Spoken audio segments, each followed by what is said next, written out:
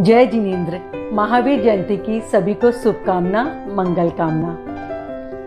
अहिंसा परमो धर्म, भगवान महावीर का संदेश जो आज के युग में भी प्रासंगिक लगता है। वर्तमान अवसर्पणी काल के अंतिम तीर्थंकर भगवान महावीर की शासना में हम धर्म आराधना कर रहे हैं।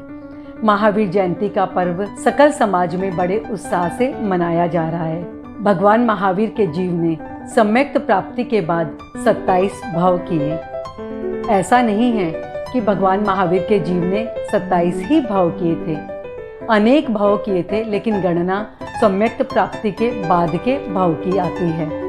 27वें भव में भगवान महावीर का जीव देवानंदा की कुक्षी में अवतरित होता है देवलोक से। देवानंदा ने 14 महास्वप्न देखे। सकेंद्र ने अपने विशिष्ट ज्ञान से जाना कि तीर्थंकर भगवान महावीर का जीव एक याचक कुल में देवानंदा की कुक्षी में अवतरित हुआ है, तो उन्होंने हरिण गवेशी देव को बुलाया और कहा कि देवानंदा के गर्भ को छत्राणी त्रिशला के गर्भ से स्थानांतरित कर दिया जाए। बड़ी सावधानी से हरिण गवेशी देव यह कार्य संपन्न करते हैं।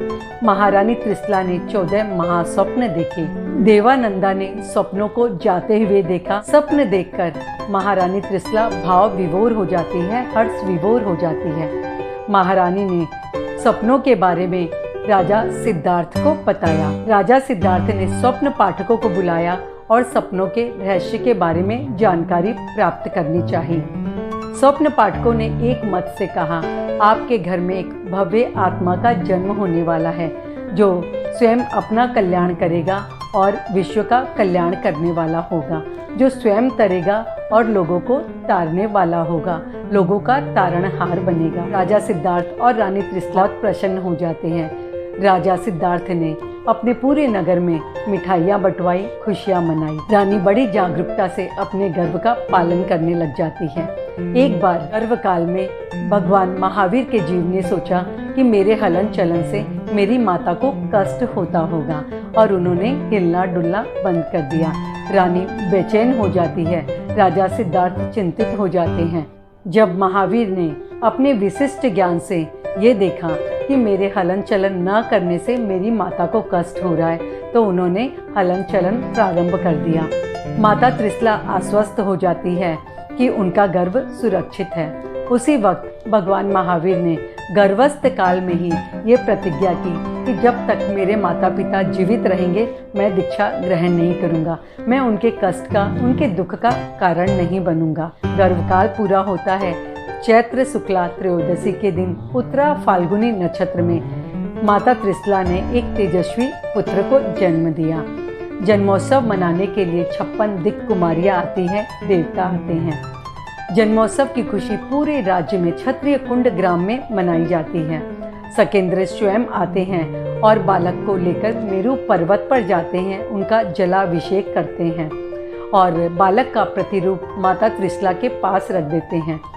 सकेंद्र जब मेरु पर्वत पर बालक को लेकर बैठे थे तो उनके मन में आता है, इतना छोटा सा बालक, इतना नाजुक सा बालक, इतना कोमल बालक क्या इतनी अथाह जलराशि को सहन कर पाएगा।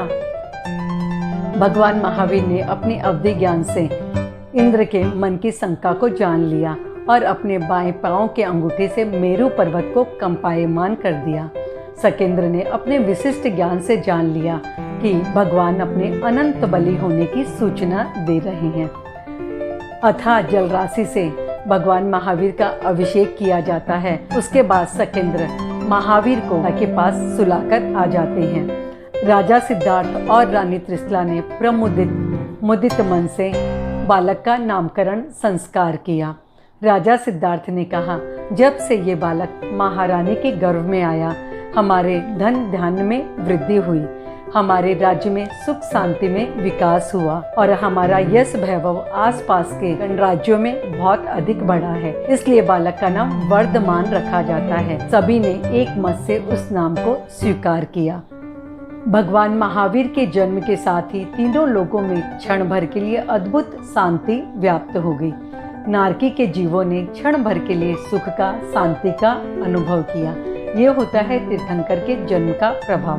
भगवान महावीर ने 30 वर्ष की अवस्था में गृह त्याग करके दीक्षा ग्रहण की। 12.5 वर्षों का घनघोर तप उन्होंने तपा और उसके बाद केवल ज्ञान की प्राप्ति की। साधना काल में वो अधिकतर उपवास में रहते, ध्यान में रहते, मौन में रहते थे। केवल ज्ञान प्राप्त करने के बाद जन जन को उपदेश दिया भगवान महावीर ने। उन्होंने कहा, अहिंसा के मार्ग पर चलकर मैंने ज्ञान को प्राप्त किया है और मैं मुक्ति को वर्ण करूंगा। तुम भी इस मार्ग पर चलकर ज्ञान को प्राप्त कर सकते हो, मुक्ति को प्राप्त कर सकते हो। ये था भगवान महावीर का संदेश। एक बार फिर भगवान महावीर की जन्म जयंती की आप सभी को शुभकामना, मंगल कामना। जय जिनेंद्र।